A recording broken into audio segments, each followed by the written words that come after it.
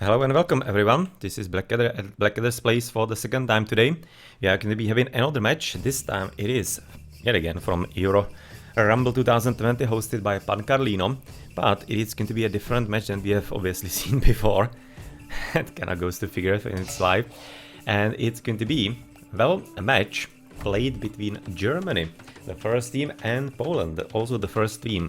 So you're gonna be seeing quite an interesting amount of players that you probably are going to be used to. Like for example yesterday, if you watched the stream here on the channel, we have had the Germany versus Sweden, which was quite a solid match all around as well. So looking forward to what they are gonna be showing us this time around. As well, that match didn't exactly go that way and their way in the end. But we are gonna be starting on Arabia again. That's kind of like the standard course of action that we are used to in the tournament. And we're gonna be right now watching Andorin as the blue player here with, well, apparently playing the Mayans. So let's have a look what kind of civilizations they have picked all around. So, to the Germans, Andorin is going to be having the Mayans. We have seen that JaySquared is playing right about now with the Indians, PhilippHJS Franks, and Skittle is gonna be Vikings. So actually quite reasonable civilizations all around. Quite powerful one overall as well. As for the opponents, that's going to be the Polish. It's going to be PL-Rex playing with the Vietnamese. It seems to be fairly actually common pick in the few matches that I have streamed lately. A bit interesting, but well nonetheless. As Blackfyre is gonna be in with Huns. That is certainly sounding quite Game of Thrones-y, Blackfyre in there, with the Y instead of the I. As Dziamdziak gonna be Spanish and JackK will be Chinese. It's fairly interesting that we see the Spanish in here, because that is usually a civilization that in the previous matches that I have streamed here on the channel from the tournament that they were often banned. So yeah, that's a bit interesting decision. Yeah, that is not gonna be exactly the case here. So you're gonna be looking at who's the flank and pocket and whatever along those lines. Apparently Andorin is gonna be flanked with the Mayans. I mean, like, Mayans are a pretty good flank. They can be real powerful in the pocket as well, but you are gonna be well off with different civilizations to be having a bit more protection in there, especially the horse civilizations to go fast castle into the knights. So therefore, when you are having civilizations strong on archers, then you are well advised to be putting it rather on the flank, exactly as the Mayans, and it's gonna be fighting against the Chinese, which is obviously fairly similar. Archer versus an archer, and apparently a few sheep are going to be sent back to Andorin from JaySquared as he was scouting around in here. Obviously, they're gonna be stealing from his own teammate. On the other side of the map, that's gonna be right about now PL-Rex from the Polish team, as he's luring one of the boars, playing the Vietnamese. It's gonna be another archer civilization in there, against Skittle, who's gonna be playing the Vikings. So that's usually also some archers, as they do have those ups and they can be rather good in those. So that's gonna be of course quite an important part of the gameplay. Let's check out especially the pocket players, or the flank players, sorry, exactly the opposite. As for pockets, it doesn't matter extremely as much, the positions of the golds and the stone. So for Skittle, he's gonna be having quite a safe gold all the way to the back, secondary one to the front, but that's not entirely all that important really, as both of the stones though are front side. So that may be maybe a bit of an invitation for PL-Rex to try and go for a bit of a trash. At the same time, he as an archer, well, might not be minding all that extremely much. He's gonna be just advancing normally into the feudal and getting there the gold mine, so the archers are gonna be pretty much secured. As for himself, as PL-Rex, his gold mine is gonna be also on a not like 100% safe side, but definitely not a bad one. As the warsland will be like here on top of the hill. That would be definitely battle worthy, as I think there already actually was a battle, not sure by whom, but I think there was one. This is the second attempt on the game. So I'm gonna be luring obviously the boar in, and he's already working on quite a bit of walling. Look at all those golds on basically one screen here.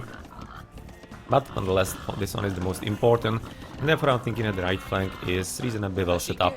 As also Blackfyre is trying to look inside the enemy base to see exactly what's going to be happening there. So Bear is getting dropped already, for the yellow at least, as on the left side Andorin is gonna be doing pretty much the same. So they are gonna be aiming for fairly similar build orders on the flanks. Not really all that much of a surprise in there. So far doesn't seem like that anything extra would be going on, and underway for the teams is gold though. Is gold right about now for JackK. That's one of the worst ones that we have seen so far. You can see that Andorin's is rather excellent, also kind of like behind the base and towards the safety of his team, and of course also the side of the wall there and of the map. So I'm thinking that this base is fairly nice. He's gonna be able to also potentially use the wood line to cover the stone here. You can see he's already producing enough palisades and even the houses to protect himself. How far away is he thinking that he's gonna be going? I hope he's not going to be trying to wall there. I mean, like, it was an obvious spot to wall here, all the way to the top. So I'm a bit surprised that he's actually moving that far away. Or has he just forgotten about him? Or, yeah, aha, he is maybe concentrating on the battle between the eagle and the scout as he's trying to get the hell advantage. Quite an interesting little micro battle that he's gonna be losing, but fairly closely. Could have been a whole lot better victory for Jack if Andorin didn't do it that properly. You can see that the militias are already coming forward and... okay. That's a fairly standard opening. I'm just right now thinking if maybe he's not gonna be trying to go for a fast castle straight out of it. Considering that he's against the Chinese, maybe he can be getting away with it. Yeah. Hating right about now the hunt. Absolutely hating all the rear. But obviously he has discovered right now where the gold is and how kind of bad it is right now for Jack. So he's definitely well advised to be going forward and trying to block it. Because if he's gonna be blocking that, then no archers are coming. No archers are gonna be then coming from right about now the Chinese player. And he would be having all the time in the world to go for his own fast castle without pretty much any kind of disruption whatsoever. Maybe a bit of it from the pocket from the Spanish, as he's probably gonna be having a few scouts, exactly. That definitely will be making quite good sense, and in the end, yeah, the walling is gonna be finished just fine. That's a bit of a wasted really time, but that shouldn't be anything all that major. In the early stages of the game should be pretty much fine. So Feudal Age is slowly coming in. You can see that for his opponent, Orange, it's almost there, so he's gonna be slightly faster. So there's gonna be at least a bit of a rush to the back, but nonetheless, it's gonna be resulting into kind of like the base effect of villagers getting idle, because otherwise the power is not that different, and the villagers are loomed, so therefore the power is gonna be good enough, but only if they are paying attention, which unfortunately Jack wasn't, so already pretty huge success, because usually success already is forcing the villagers into idle, but right now even kill. Damn. Yeah, it's gonna be important for him. Well worth the loss of the scout a bit earlier, as nonetheless we need to be switching into different parts of the map as well, and it's gonna be a bit more to the right. And it seems to me that the Germans are certainly taking quite a bit of a aggressive approach to the game. You can see that right now the militias are still very much alive, with a few scouts already moving forward from Philip, but also being countered by Blackfyre, so it seems a bit more on the equal side, just basically depending where you are gonna be fighting and therefore who's gonna be closer to the military buildings. Bit of a passive approach right now by Skittle, trying to not even trying to look where to go in. Seems like that he's gonna be well impervious. Actually, don't think there's a way through. He's right now at least setting some of the army come outside. Maybe even the villager to drop a blacksmith in there for a bit better protection. And maybe some kind of simple quick wall in case the situation is gonna be getting slightly more out of hand. But Yellow, well, at this point, he is kinda still on the spot, not doing too much. He's just about now advancing into the Feudal Age. He's advancing quite a bit later, on 28 wills, or rather, sorry, 30. So that is certainly looking like a fast castle, but not entirely certain about it yet.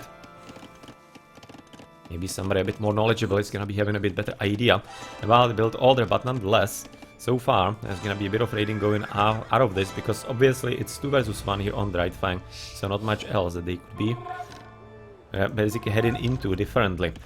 Okay, so the gold is yet again being a bit punished. As you can see, not anything all that major though, as Dziamdziak should be powerful enough to help his teammate against JaySquared. So far, Andorin is not exactly having all that many archers outside us. Well, let's look in with him. The food is definitely not up there, he's gathering plenty of gold, so producing as many archers as possible, at least so far. But yeah, well, we need to be waiting for him to amass a few more of them, so he's gonna be comfortable going somewhere outside and having a bit of a more comfortable fighting going on there in cooperation with JaySquared, who so far does have high numbers, but look at that health difference. 3 fully health, basically, and here you are having really kind of all kinds of downed health bars, so therefore dangerous fight with proper micro. Grey definitely can be taking quite an interesting fight out of it. This goal though is still definitely quite a bit of an invitation, by looking at all the archers and the hill next to it, and obviously even the spearmen in there. It's not gonna be that simple for the horses, and definitely gonna be needing a few more archers from Andorin, but in the end, you can see that Blackfyre is gonna be already in the middle of the enemy base of the pocket, so that's even more dangerous than anything else. And well, PhilippHJS not gonna be having all that much of a simple time going forward as he's trying to drop the blacksmith. Getting potentially close by to do castle age in there, but it's still gonna be taking quite a bit of time. And right now the disruption is gonna be slowing him down quite significantly if done right. And so far it seems to be done reasonably well. And basically considering the fact that this is basically a full-on double, Skittle is not having all that much of an armor in there. He's trying to raid. No, raid. He's kind of still scouting with the 3 militias and the scout, and that's pretty much it. But yeah, obviously that's because he was going for the fast castle, as we kind of guessed on how he was advancing late into the feudal because of the high amount of villages in there and everything. But obviously it's gonna be resulting into a problem for Philip. At the same time, if he manages to survive well enough, yeah, obviously they are just able to go through, as this house hasn't been touched at all. It's not going to be resulting into enough of an advantage if he manages to lose too many wells, but I think he's gonna be fine. He does have the skill for that. So Skittle, with his civilization, being the... what is it exactly? Vikings. Yeah, I'm just not recognizing the, the icon in there too much. Is quite probably gonna be able to deal with the problem very quickly after. Just kinda depends what he's gonna be doing, because at this point even forcing the tower in is not entirely all that optimal play for the Germans, and the Polish are trying to get the most that they can out of all of this. And you can see that even they are really fighting not entirely all the greatest of ideas, I'm thinking. While it's gonna be helping with the fight, it's also gonna be costing quite a few lives. And in the pocket, well, let's see if it's gonna be all that worthwhile. As you can see right now, the Archer Micro is rather excellent from Rex, as he has been able to really demolish right now green, and he's dropped to 28 villages only. Now that's pretty damn bad. It's pretty damn bad. Even Skittle is having 33 and he went fast castle. So, no. Skittle will have to be right now putting up a whole lot more effort if this is actually going to be working out still. As JaySquared is at least trying to help his teammate instead of raiding himself. So obviously he will be wanting to kill a few more villages, for example, blockade the gold a bit more. But well, team game requires something a bit different right about now. So Andorin though is gonna be well prepared to move forward, with Red also having the castle age almost in. Same goes for purple and even teal. While Skittle is in with the crossbowman, well, so he's gonna be his opponent there on the other side of the battlefield, the Vietnamese. And quite obviously, if he's gonna be wanting to drop a castle, is he gathering stone? Then Rattan archers might be a bit of an issue, but I don't think so. He's gonna be going for standard archerinos, not really anything out of the ordinary yet. And well, maybe the castle is gonna be coming later, if even it's gonna be needed all that much. We'll see, it's not entirely all that clear and certain all around. As Andorin is having quite a solid army, but is it gonna be strong enough? Oh, kinda depends. He probably cannot get next to the gold mine too much. Looking at the watchtower and all. The stone is outside, the second one... Is it on the minimap? I don't see it exactly. It's one stone, that's probably not the second stone. That seems like an extra. Seems to be a bit further away. Probably this one.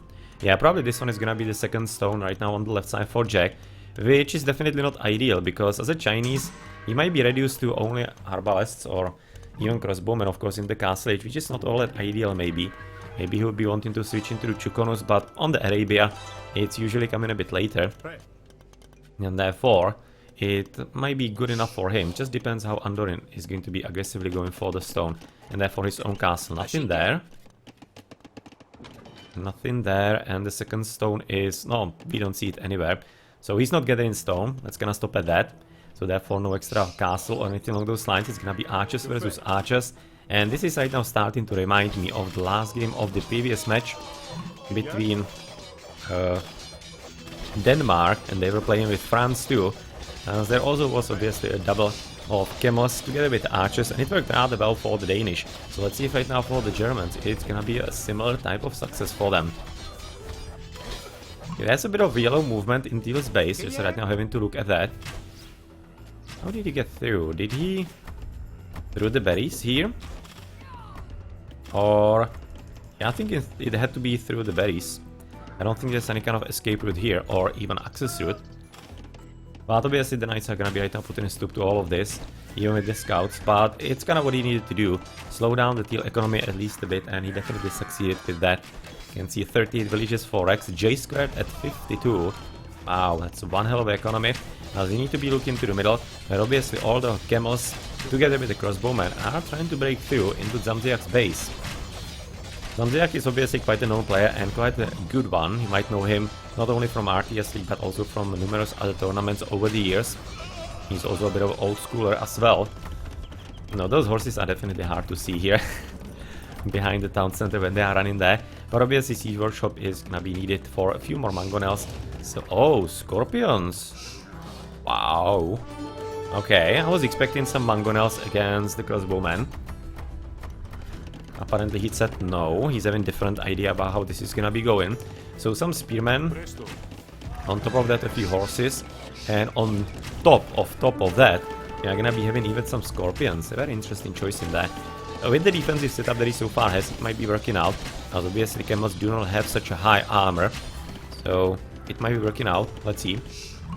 Yeah, with a bit of assistance, also from purple, it doesn't have to be all that much of a nonsensical position here. And obviously he doesn't need this gold, he's having quite comfortably the one to the bottom, it seems to me. And looking how orange is also gonna be right now closing in. No, NCs are getting into a bit of a dangerous position, or NCs. NCs plus BF. New chapter in Black Forest, it's kinda like the combination right now for Germany here, for the team. And well, the camels trying to get into the scorpions, but it doesn't seem like they're gonna be having enough numbers. But look at the reinforcements from the top, exactly into the back of the crossbowman there.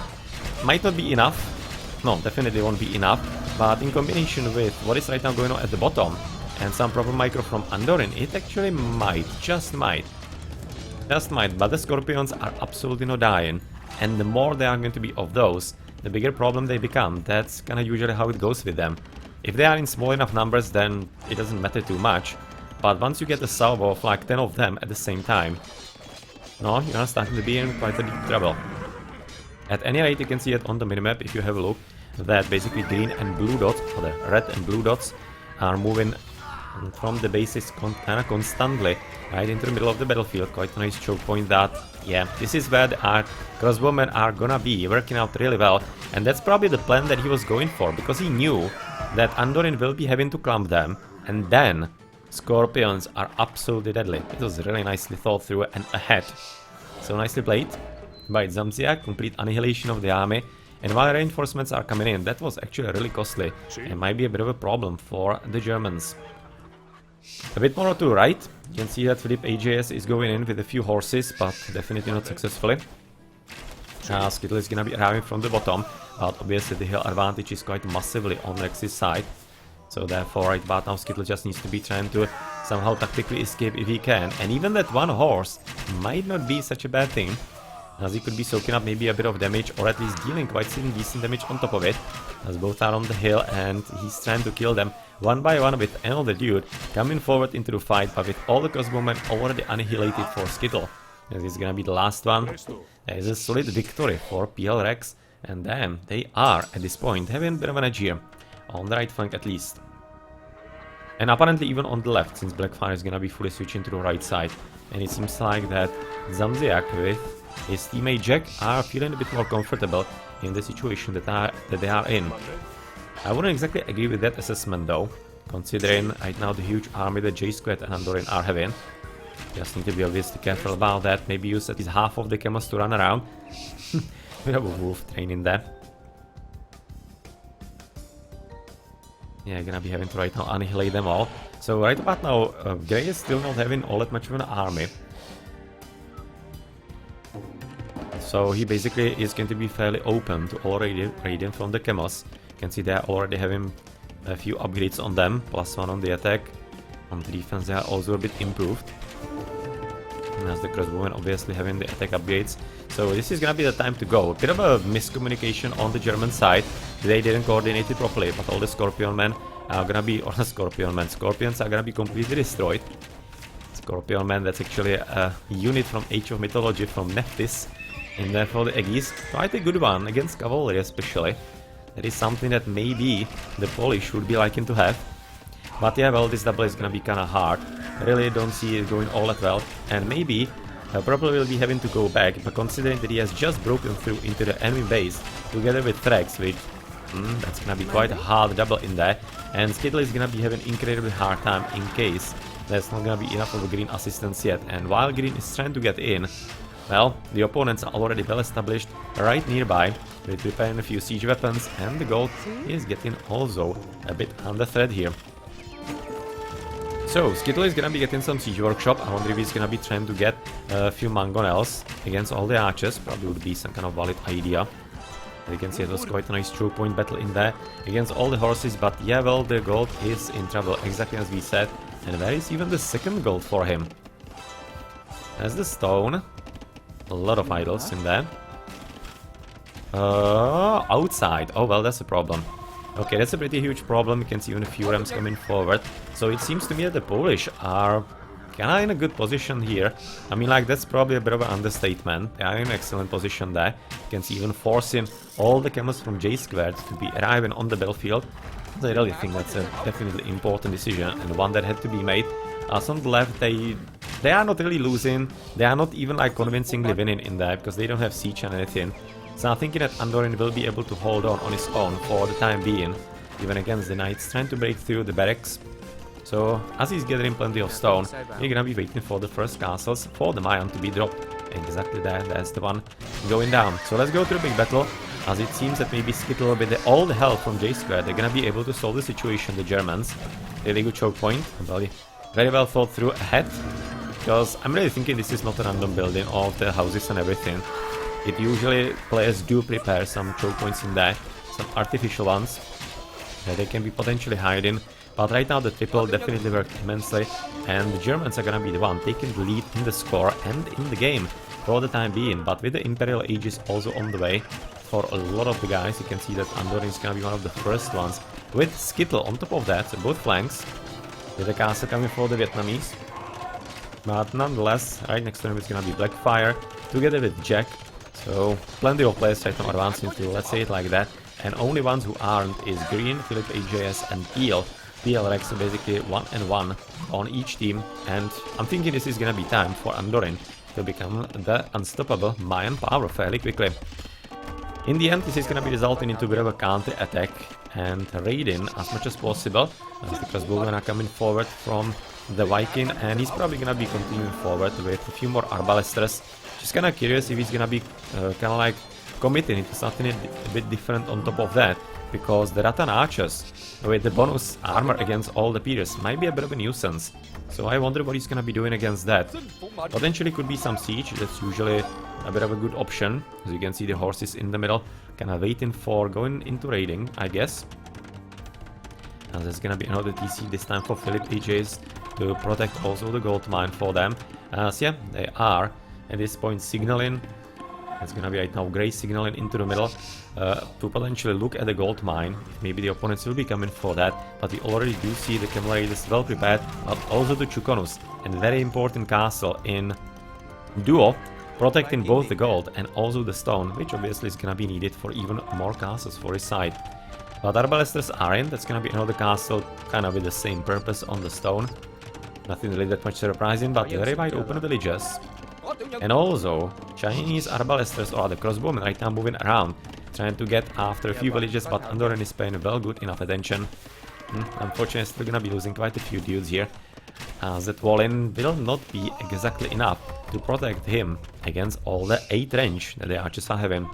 So good job, there was about like 5-6 villages destroyed.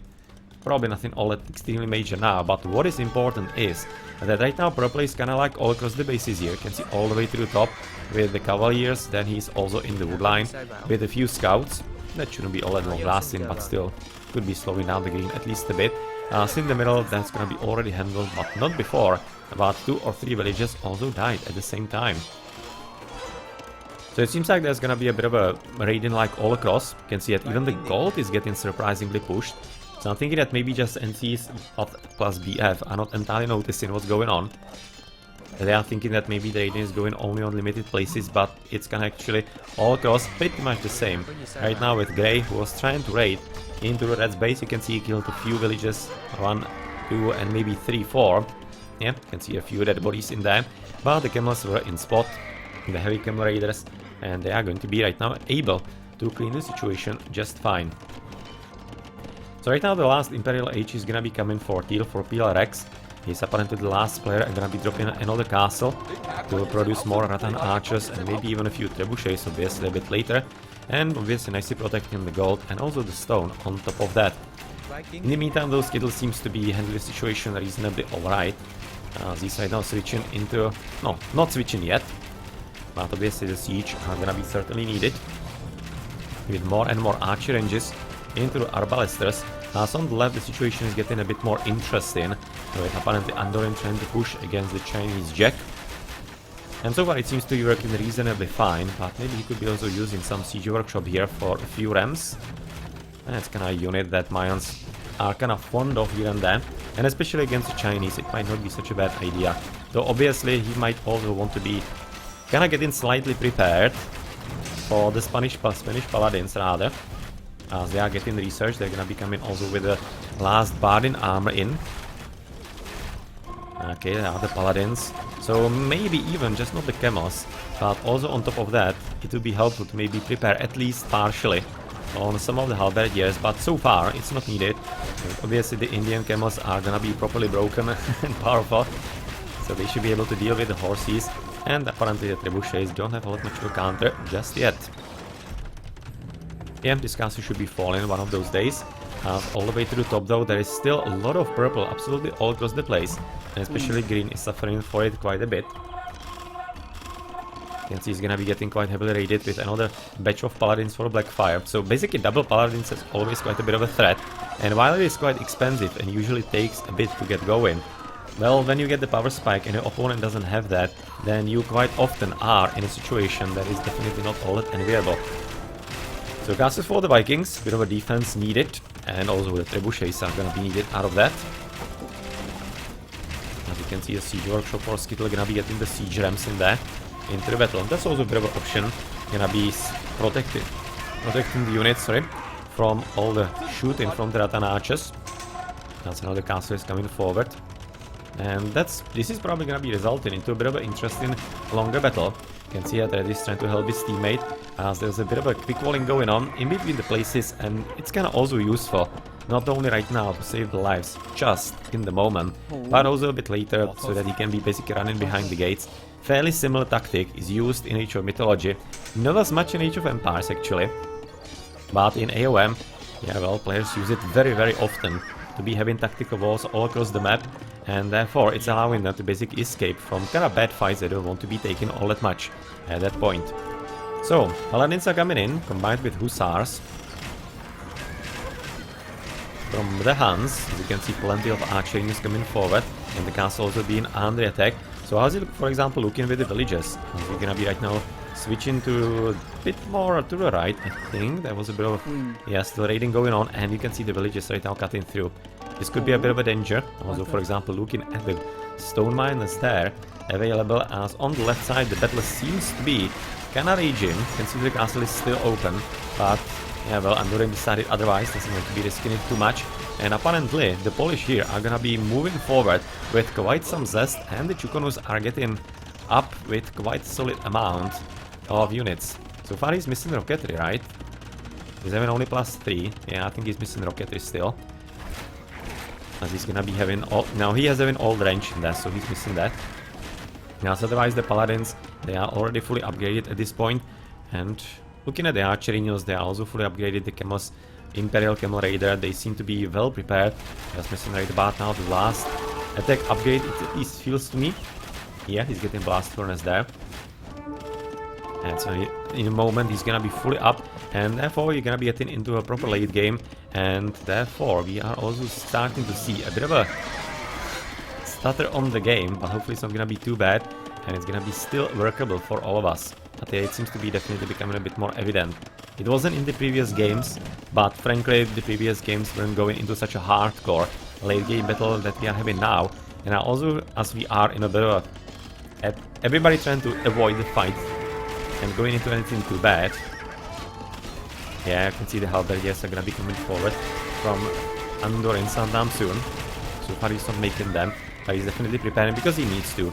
I mean, like, the camels are not a bad unit, The halberdiers just deal with the horses so much quicker, and they're also quite a nice trash unit, just to make for any kind of resources you have, and gonna die immediately. It doesn't matter, but you just have the numbers on the battlefield, and therefore you can be right now.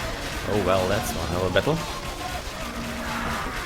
That's one hell of a solid engagement right about now on our hands. With the camels gonna die in the crossfire from all the Chukonos that do have the rocketry right about now. 8+5 already in, and well, looking at the siege ram here, it's soaking up so much damage that was working excellently.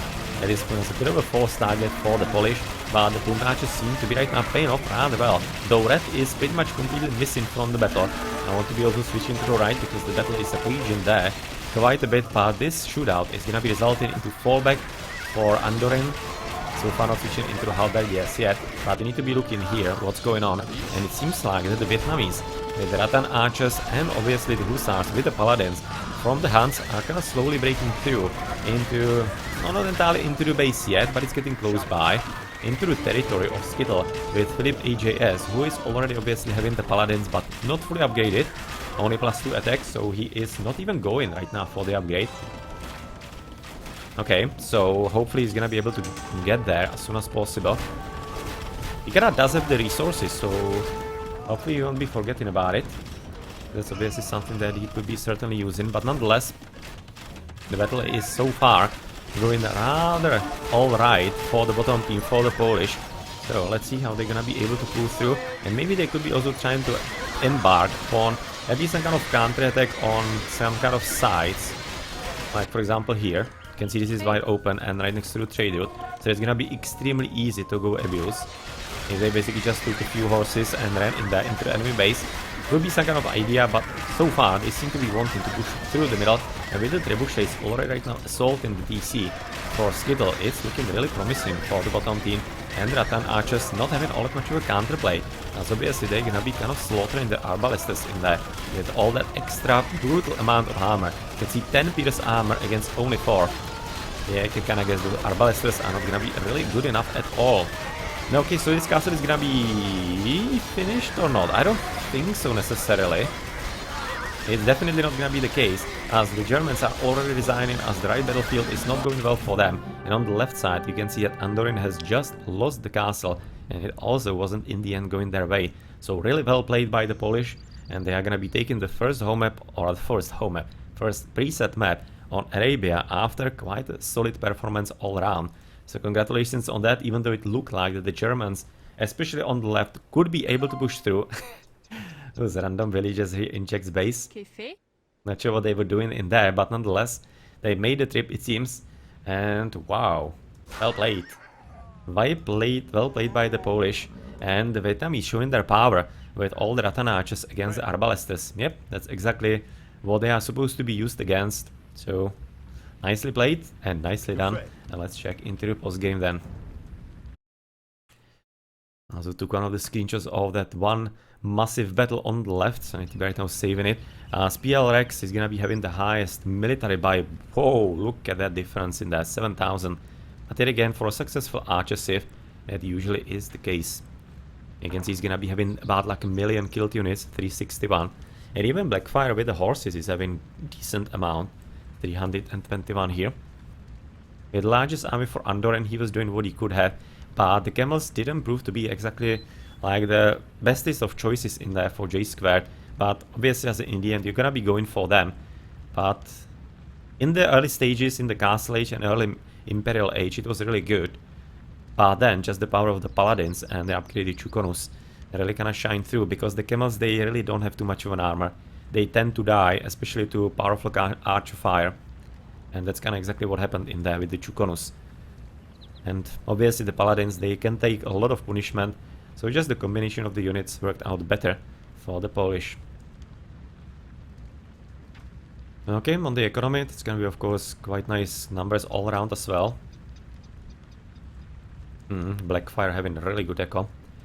So much food and even gold on top of it. That was a quite nice pocket play by him for the Huns and with the Huns. So, nicely done. Can see a bit of resources sent. They can be slinging after 30 minutes of game time. Before that they can be sending just a bit of stone and wood. I think 100 stone and 300 wood. I'm gonna be checking into the Discord into the rules in there.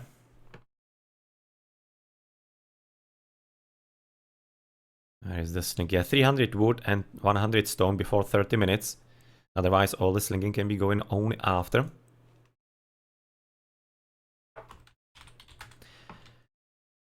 And what else are we gonna be seeing here so far? So the technology. Gonna be seeing some good upgrades from Skittle. Unfortunately, didn't exactly work out all that well in there. As they were probably hoping to push forward way more quicker. Because once the Vietnamese got going with the counter archers, then suddenly, basically the Vikings started to be a bit more useless.